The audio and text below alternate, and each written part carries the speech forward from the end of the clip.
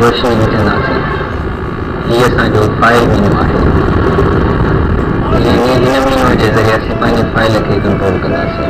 जीअं क्लिक कयोसीं त कुझु ऑप्शन्स अची विया आहिनि। सभ खां पहिरियों ऑप्शन न्यू आहे। न्यू ते क्लिक करण सां असांखे नओं फाइल मिली वेंदो, नओं डॉक्यूमेंट मिली वेंदो। ओके कंदासीं त हीउ हिकिड़ो डायलॉग बॉक्स आयो आहे त सेव चेंजिस टू डॉक्यूमेंट। माना जेको असां पहिरीं डॉक्यूमेंट जंहिंमें हरकत कई हुई त चए थो पहिरीं उन्हीअ खे तव्हां छा सेव करणु चाहियो था। जेकॾहिं असां येस था कयूं त पोइ असांखे चए थो उन फाइल जो नालो लिखो ऐं पोइ सेव कयो। पोइ जीअं असां हिनखे सेव कंदासीं त सेव थी असांखे नओं डॉक्यूमेंट मिली वेंदो। असां फ़िलहालु कैंसिल था कयूं, असां वरी नओं था कयूं, ओके था कयूं त हाणे नओं कंदासीं त असांखे नओं डॉक्यूमेंट मिली वेंदो। ऐं कैंसिल कयूं था त असां असांखे पुराणे डॉक्यूमेंट में मौजूदु हूंदासीं।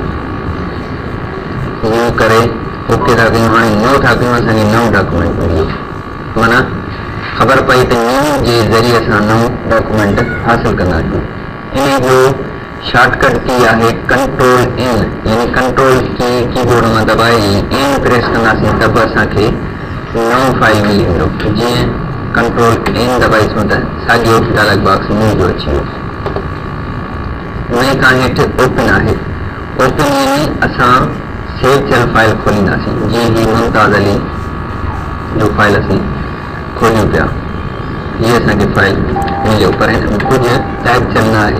पर हिते मुमताज़ अली 2 लिख जी आयो आहे टाइटल बार ते, त ख़बर पई कि असांजी फाइल नओं ओपन थी चुको आहे। उन खां हेठि सेव आहे, यानी कुझु असां हिन में टाइप कयूं पोइ वरी सेव खे दबाईंदासीं त हीअ असांजो फाइल सेव थींदो। हीअ डायलॉग बॉक्स अची वियो त छा उन मथां सेव कयां। पोइ असां येस करे छॾियो त हुन फाइल जे मथां ही फाइल हीअ जेको कुझु लिखियोसीं सेव थी वियो। सेव एज़ फर्ज़ कयो असां हिकु एप्लीकेशन लिखी आहे, उहा तमामु वॾी एप्लीकेशन हुई। हाणे ॿिए छोकिरे खे बि उहा एप्लीकेशन खपे थी।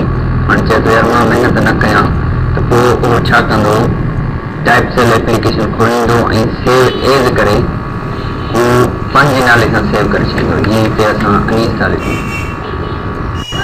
सेव था कयूं त हाणे अनीस जे नाले सां साॻी एप्लीकेशन सेव थी वई। पहिरीं मुमताज़ वारी बि सेव लॻी पई आहे, हाणे हीअ बि उहा ई आहे ऐं जेका अनीस जे नाले वारी उहा बि साॻी आहे।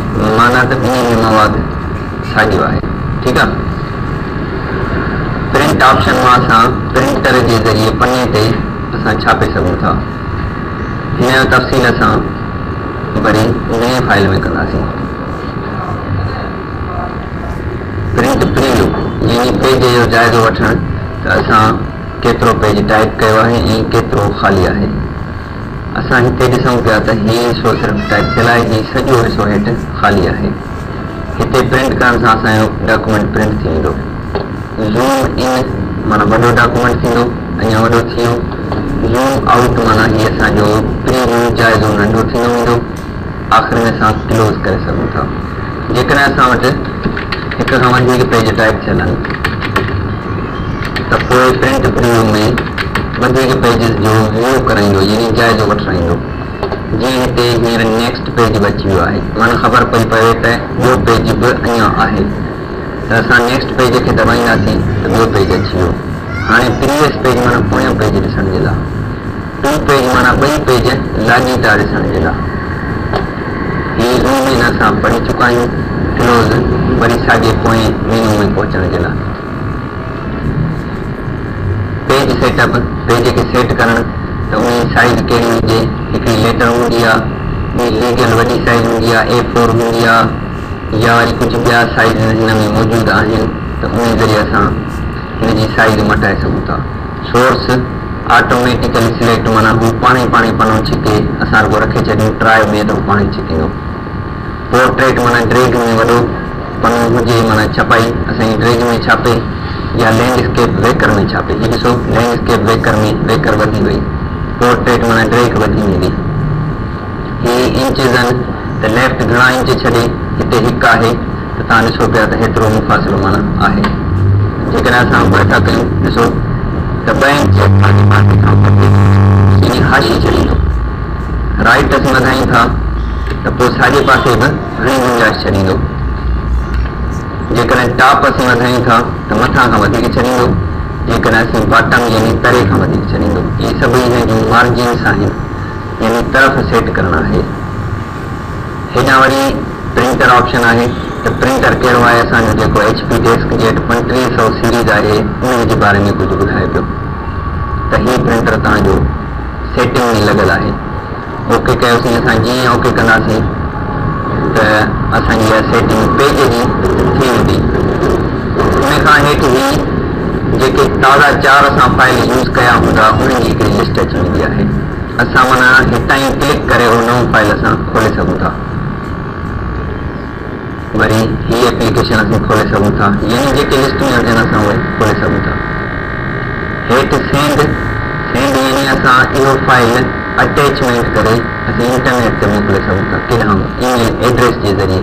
हिते ईमेल एड्रेस लिखंदासीं,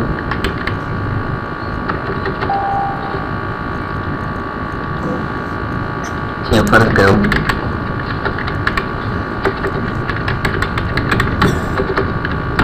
हिते माना ॾांहुं CC यानी कार्बन कापी, पोइ सब्जेक्ट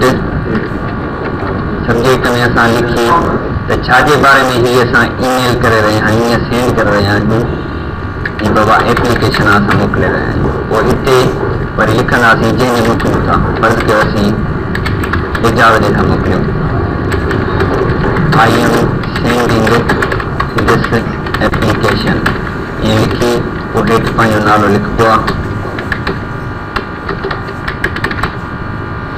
पोइ वरी असां सेंड बटन खे दॿाईंदा आहियूं त उहा ईमेल जे ज़रिए असांजो फाइल अटैचमेंट थी वापसि माना उन ॾे हली वेंदी जंहिं ॾे असां एड्रेस कई आहे। आख़िरी ऑप्शन एग्ज़िट आहे, हिन जे ज़रिए असां पंहिंजे वर्ड पैड प्रोग्राम खे बंदि कंदा आहियूं।